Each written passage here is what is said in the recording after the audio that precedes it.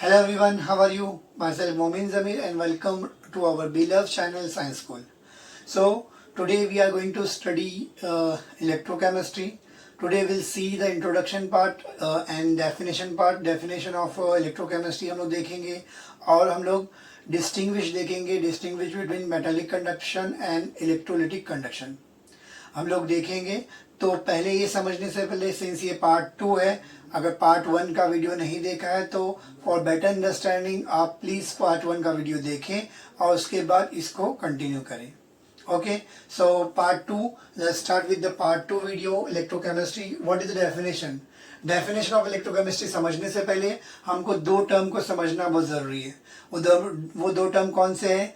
Spontaneous reaction and non spontaneous reaction, या spontaneous process and non spontaneous process क्या होता है. I think majority of students को पता होगा क्योंकि ये बेसिक टर्म्स हैं, बट अगर आपने नहीं पता है तो मैं बता देता हूँ.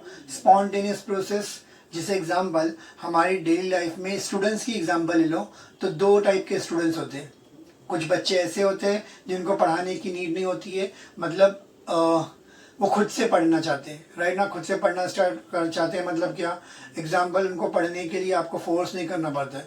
सुबह में खुद अपना बैग पैक करते हैं, सुबह में कॉलेज के लिए रेडी होते हैं, कॉलेज जाते हैं, कॉलेज में स्टडी करते हैं और कॉलेज से पढ़ के घर पे बराबर आते हैं, यानी खुद से करते हैं. वही ऐसे भी स्टूडेंट होते हैं जिनको पढ़ाने की ज़रूरत पड़ती है, जिनको पढ़ाने के लिए फोर्स करना पड़ता है. हाँ, जैसे कि एग्जांपल उनको सुबह सुबह उठ के क्या करना पड़ता है, सुबह मम्मी बोलती है उठ जा बेटा उठ जा, कॉलेज का टाइम हो गया, राइट. वो मेहनत करते, कॉलेज के लिए उठते, उसके बाद कॉलेज के लिए उठने के बाद उसको कॉलेज तक छोड़ने के लिए उनका डैडी जाते, क्योंकि ऑब्वियसली हम जैसे बच्चे क्या करेंगे, बंक करेंगे, राइट. बंक करेंगे तो प्रॉब्लम हो जाएगी, राइट. तो डैडी बेचारे पूरा कॉलेज तक छोड़ के आते. तो ऐसे बच्चे जिसपे फोर्स लगता है, एक्सटर्नल एनर्जी लगती है, from teacher, from student, sorry from parents, right. Student पे एनर्जी लग रही है. तो ये दो टाइप के स्टूडेंट्स हैं. तो एक स्टूडेंट जो खुद से पढ़ रहा है, जिसके ऊपर फोर्स करने की ज़रूरत नहीं पड़ रही, जिसको पढ़ाने के लिए एक्स्ट्रा एफर्ट लगाने की ज़रूरत नहीं पड़ रही है, ऐसे स्टूडेंट को हम लोग बोलेंगे स्पॉन्टेनियस स्टूडेंट.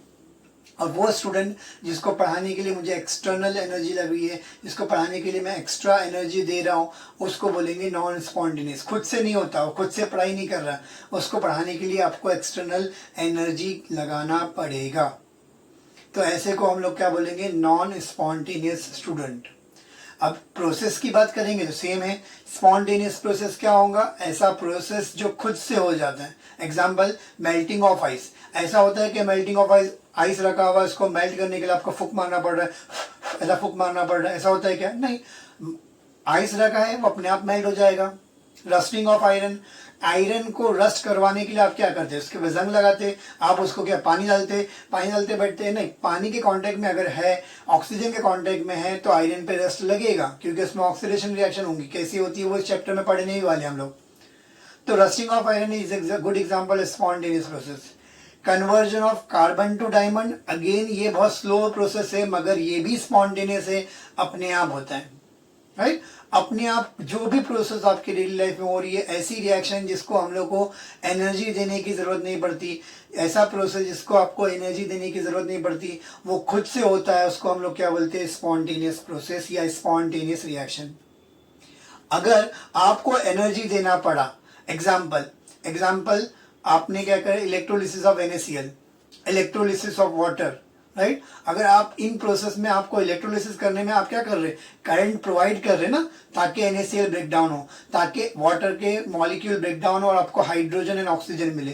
तो आप यहाँ पर क्या कर रहे हैं, आप यहाँ पर मॉलिक्यूल को सेपरेट करने के लिए, मॉलिक्यूल को न्यू मॉलिक्यूल NaCl में से क्लोरीन को अलग करने के लिए, सोडियम मेटल को अलग करने के लिए आप क्या कर रहे हैं, external energy, external electrical force, electrical energy provide कर रहे.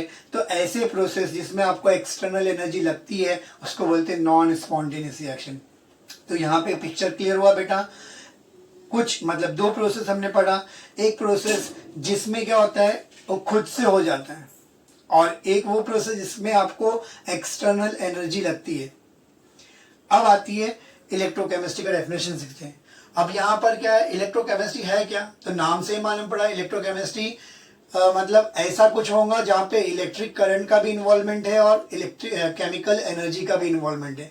तो इलेक्ट्रोकेमिस्ट्री है क्या, तो electrochemistry is a branch of science that deals with both thing, दोनों को डील करता है। किसको डील करता है, इलेक्ट्रिसिटी को भी डील करता है एंड केमिकल एनर्जी को भी डील करता है, उनकी स्टडी करता है। किसकी, इलेक्ट्रिसिटी की भी एक स्टडी करता है and second one is what, chemical energy की भी स्टडी करता है। ऐसे ब्रांच को हम लोग क्या बोलते हैं, इलेक्ट्रोकेमिस्ट्री।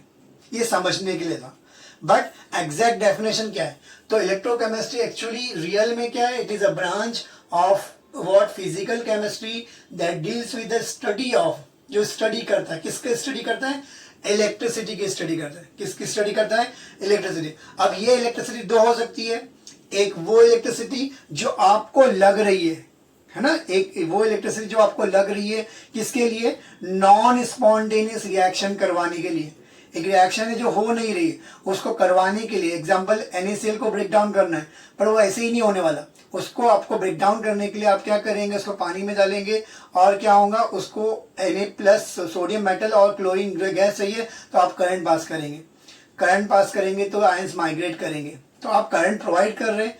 तो ये जो इलेक्ट्रिसिटी आपने प्रोवाइड किया to bring about the electrolysis of NaCl, वो करने के लिए जो करंट प्रोवाइड किया उसकी स्टडी करना, समझा। तो एक इलेक्ट्रिसिटी वो है जो आप प्रोवाइड करते हैं, किसके लिए, रिएक्शन को करवाने के लिए।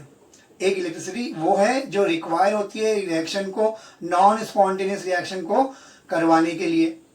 और दूसरी इलेक्ट्रिसिटी क्या होगी, स्पॉन्टेनियस रिएक्शन है, रिएक्शन हुई, रिएक्शन से केमिकल एनर्जी रिलीज हुई, है ना, एक रिएक्शन हो जाएगी। एग्जांपल, एक रिएक्शन हुई, रिएक्शन से क्या हुआ, केमिकल एनर्जी रिलीज हुई, और इस केमिकल एनर्जी से क्या मिलेगा, इलेक्ट्रिकल एनर्जी मिलेगी। ये इलेक्ट्रिकल एनर्जी की स्टडी को भी हम लोग क्या बोलेंगे, इलेक्ट्रोसिटी, इलेक्ट्रोकेमिस्ट्री, समझा। तो यहाँ पर डेफिनेशन दो है इलेक्ट्रोकेमिस्ट्री के, it is a study of what, production of electricity, production of electricity, right ना, from the energy, chemical energy है ना, from the chemical energy release during the spontaneous chemical reaction. Spontaneous chemical reaction में energy release जो होती है, उससे जो electricity बनती है, उसकी स्टडी को भी हम लोग क्या बोलेंगे, इलेक्ट्रोकेमिस्ट्री। एक ये हो गया। और दूसरा, it is a study of what, electricity required to bring about the non spontaneous reaction, मतलब ऐसी इलेक्ट्रिसिटी जो नॉन स्पॉन्टेनियस रिएक्शन को करवाने के लिए लग रही है, ऐसी इलेक्ट्रिसिटी जो नॉन स्पॉन्टेनियस रिएक्शन को कराने के लिए हम दे रहे, उसकी भी स्टडी करने को हम लोग क्या बोलेंगे, इलेक्ट्रोकेमिस्ट्री। समझा बेटा, बहुत सिंपल है। यानी इलेक्ट्रोकेमिस्ट्री फिजिकल केमिस्ट्री के वो ब्रांच है जो दो टाइप की इलेक्ट्रिसिटी को स्टडी करती है। एक वो जो लगती है नॉन स्पॉन्टेनियस रिएक्शन को करवाने के लिए, एक वो इलेक्ट्रिसिटी जो बनती है स्पॉन्टेनियस रिएक्शन के जरिए।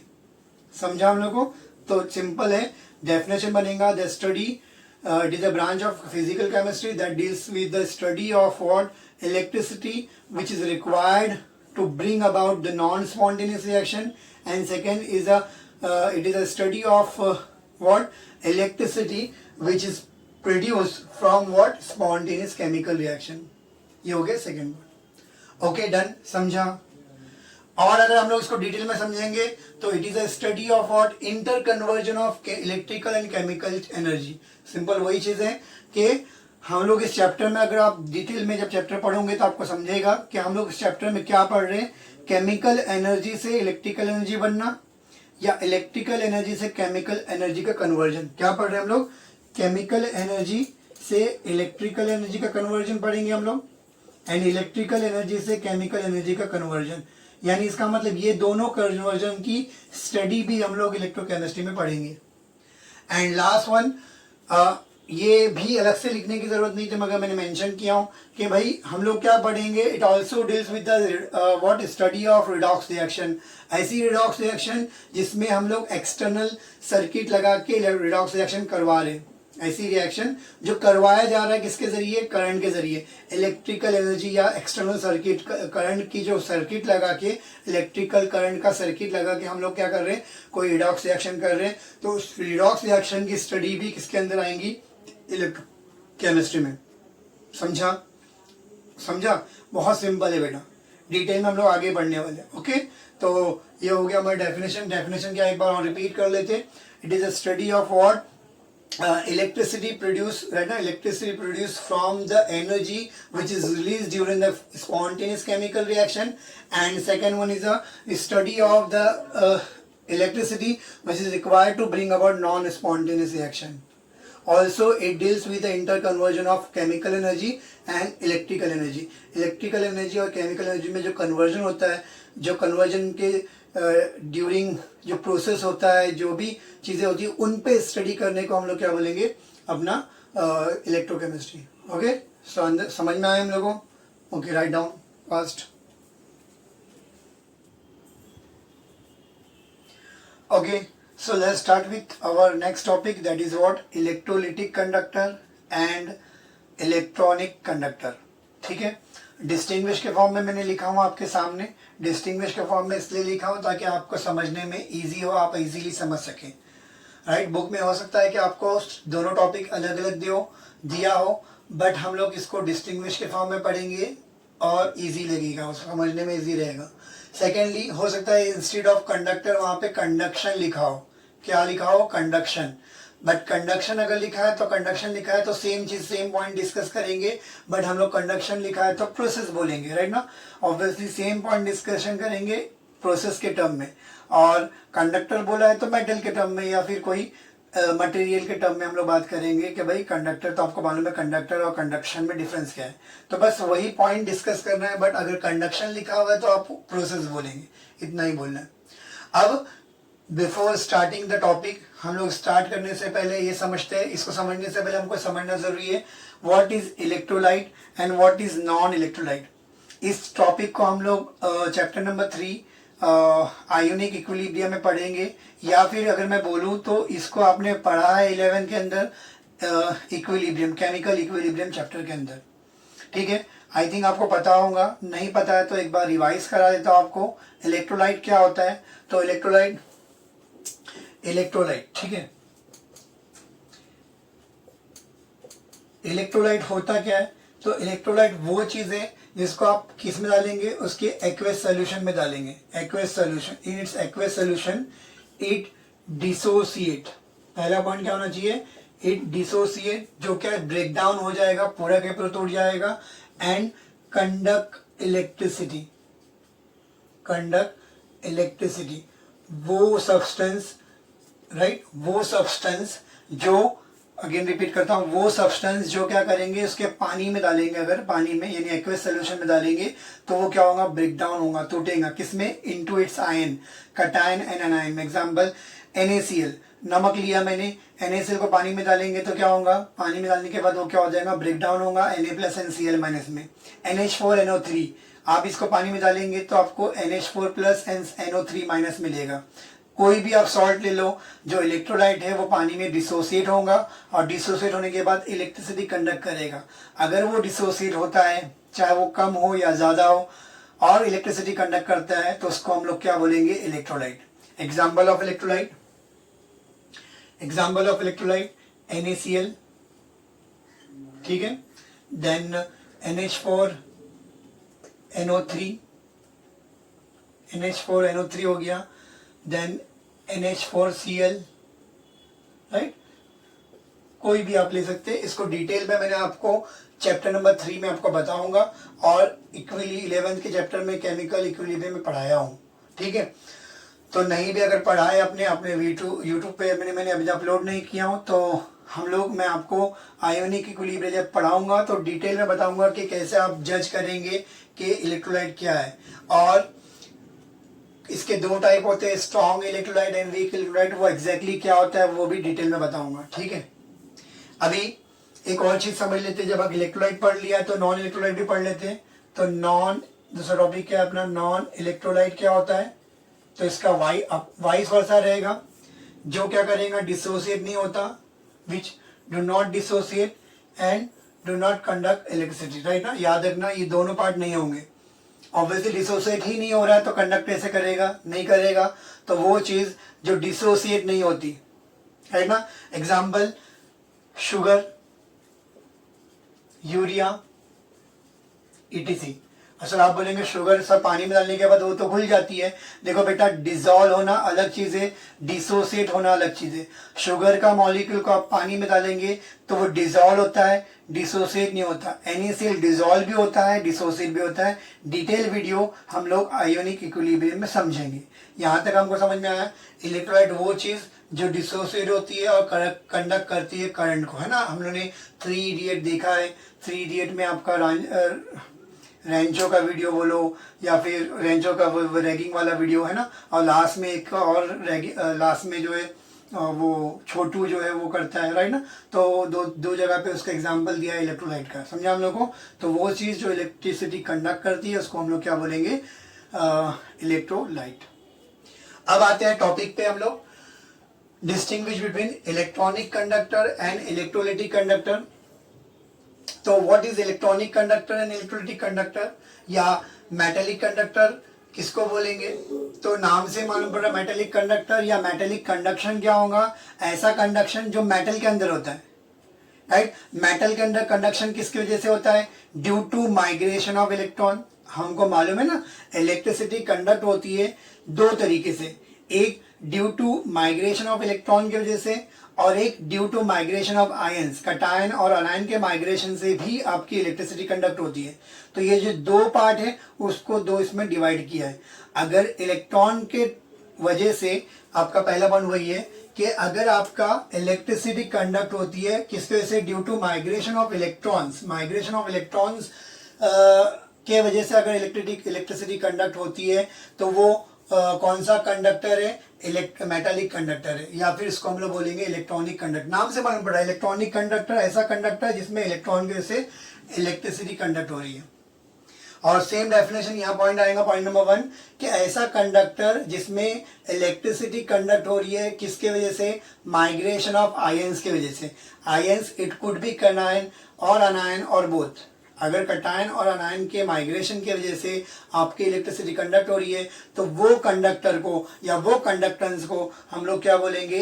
आयोनिक कंडक्टेंस या फिर इलेक्ट्रोलाइटिक कंडक्टेंस या conductor. Okay, now second point पहला समझ में आ गया कौन सा कंडक्टर। चलो मैं बार बार कंडक्टर नहीं बोलता हूं ताकि कंफ्यूजन ना हो, अब कंडक्टर की बात कर लेते।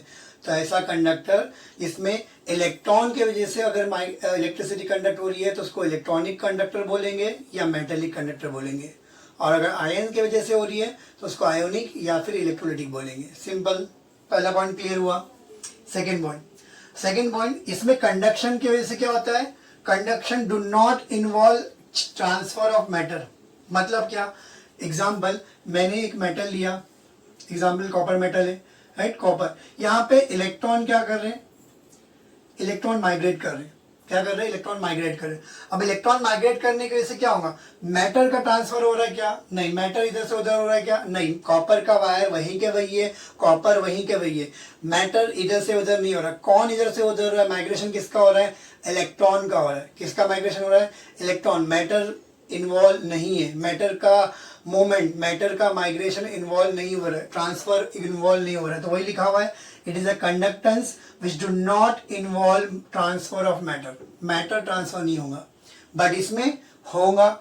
एग्जाम्पल, मैं यहाँ पे एक बीकर लिया, बीकर में यहाँ पे हम लोगों ने क्या किया, ये एक इलेक्ट्रोड लगा दिया, ये दूसरा इलेक्ट्रोड लगा दिया। यहाँ पे हम लोगों ने क्या किया, इलेक्ट्रिसिटी कंडक्ट करने के लिए एक बैटरी लगा दिया। इमेजिन करो, ये क्या है आपका NaCl का सोल्यूशन है, मोल्टन NaCl बोलो, है ना, मोल्टन NaCl। अब क्या होगा? सिंपल, आप जैसे ही करंट पास करेंगे तो जो ये समझो एग्जांपल मेरा क्या है, नेगेटिव है, और ये बड़ी लाइन है, इसका मतलब पॉजिटिव है। तो यहाँ पर क्या होगा? आपका जो पॉजिटिव है Na+, वो कहाँ बाहर माइग्रेट करेगा? नेगेटिव की तरफ माइग्रेट करेगा, और Cl- कहाँ माइग्रेट करेगा? पॉजिटिव की तरफ माइग्रेट करेगा। यानी आपका matter Na+ and Cl- ion के फॉर्म में ही सही, मगर मैटर का ट्रांसफर हो रहा है, मैटर माइग्रेट कर रहे हैं, तो मैटर का ट्रांसफर हो रहा है, तो यानी इसका मतलब ऐसा कंडक्शन जिसमें मैटर ट्रांसफर हो रहा है उसको क्या बोलेंगे? Ionic conductor. यहाँ पर इस कंडक्शन में क्या होता है? मैटर का ट्रांसफर होता है।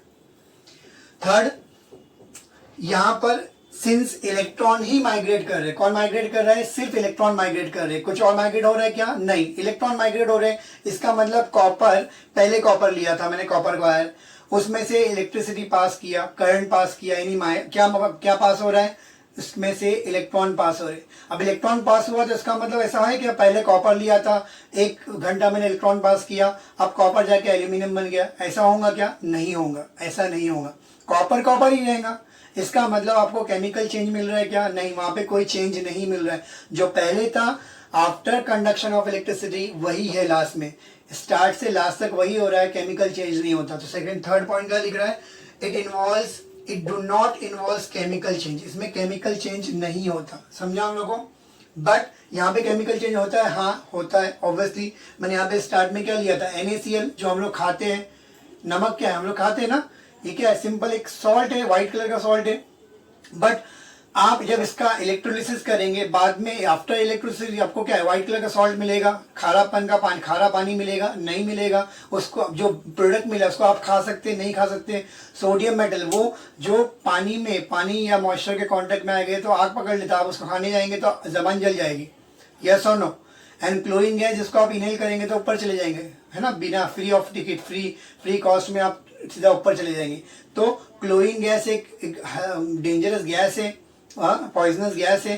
सोडियम एक रिस्की मेटल है, तो ऐसी चीज को हम लोग खा नहीं सकते।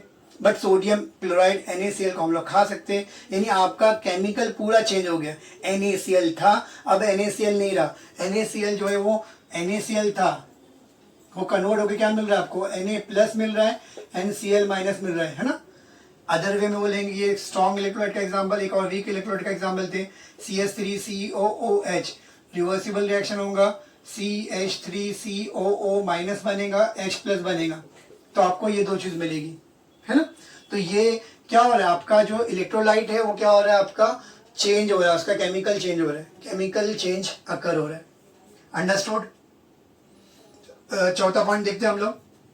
अब यहां पर क्या होता है? विथ इंक्रीज इन टेम्परेचर क्या होता है? रेजिस्टेंस बढ़ता है। अब क्यों बढ़ रहा है सर? रेजिस्टेंस क्यों बढ़ रहा है?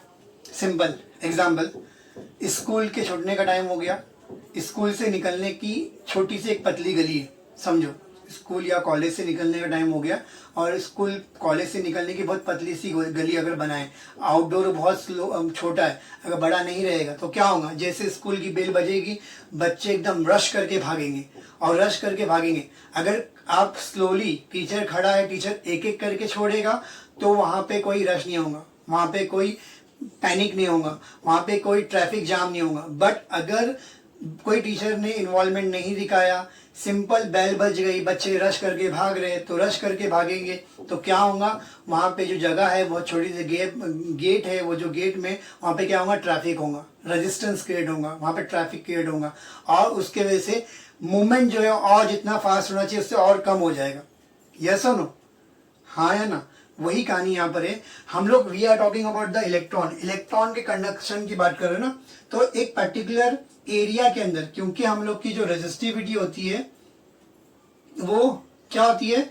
इनवर्सली प्रोपोर्शनल टू एरिया होती है, L/A, है ना। रेजिस्टिविटी क्या होती है? इनवर्सली प्रोपोर्शनल टू एरिया होती है। जितना आप एरिया क्या करेंगे, कम करेंगे, रेजिस्टेंस क्या आएगा? बढ़ेगा।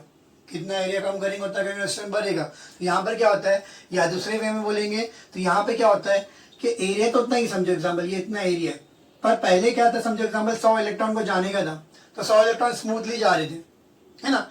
जब मैंने टेम्परेचर बढ़ाया तो इलेक्ट्रॉन फास्ट माइग्रेशन कर रहे, भागने लग रहे, है ना। जब टेम्परेचर बढ़ाएंगे तो क्या होगा? इलेक्ट्रॉन एकदम फास्ट भागेंगे, उसकी काइनेटिक एनर्जी बढ़ जाएगी, एकदम फास्ट फास्ट भागेंगे। जब फास्ट भागेंगे तो यहाँ पर क्या होगा? ट्रैफिक जाम होगा, इलेक्ट्रॉन का ट्रैफिक जाम होगा, इलेक्ट्रॉन एक दूसरे से कोलाइड होंगे, मतलब कोलाइड नहीं बोलेंगे कि इलेक्ट्रॉन ट्रैफिक जाम होगा, और बिकॉज ऑफ ट्रैफिक जाम वहां पर इलेक्ट्रॉन स्मूथली मूव नहीं कर पाएंगे और कंडक्टिविटी कम हो जाएगी, रेजिस्टिविटी बढ़ेगी। तो यहाँ पे वही लिखा हुआ है कि with increase in temperature resistivity बढ़ती है, resistivity increases but conductivity decreases. समझा हम लोग को? बट यहाँ की अगर बात करेंगे तो टेम्परेचर बढ़ाने पे रेजिस्टेंस कम होता है, कंडक्टिविटी बढ़ती है। क्यों बढ़ती है? सिंपल है, क्योंकि ये इलेक्ट्रोलाइट है, जितना आप गर्म करोगे, जितना आप हीट करोगे, तो इलेक्ट्रोलाइट क्या होगा? डिसोसिएट ज्यादा होगा।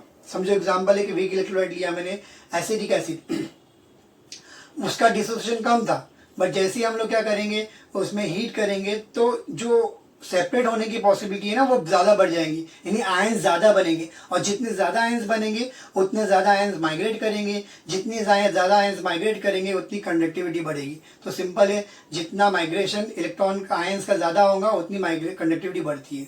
तो सिंपल था, एक बार रिवाइज कर लेते हैं, रुक जाते हैं।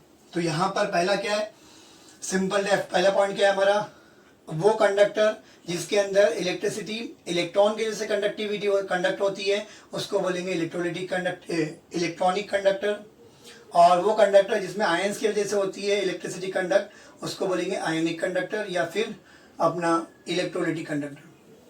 सेकेंड, इसमें मेटल क्योंकि वहीं रहता है, इलेक्ट्रॉन घूमता है तो मैटर ट्रांसफर नहीं होता, बट यहाँ पे आयंस माइग्रेट करते हैं इसलिए मैटर ट्रांसफर होता है।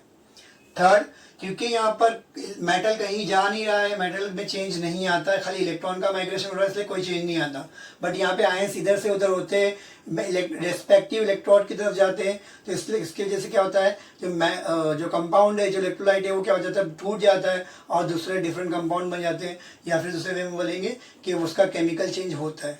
और last point, with increasing temperature resistivity बढ़ती है, यहाँ पे विथ इंक्रीजिंग टेम्परेचर कंडक्टिविटी बढ़ती है।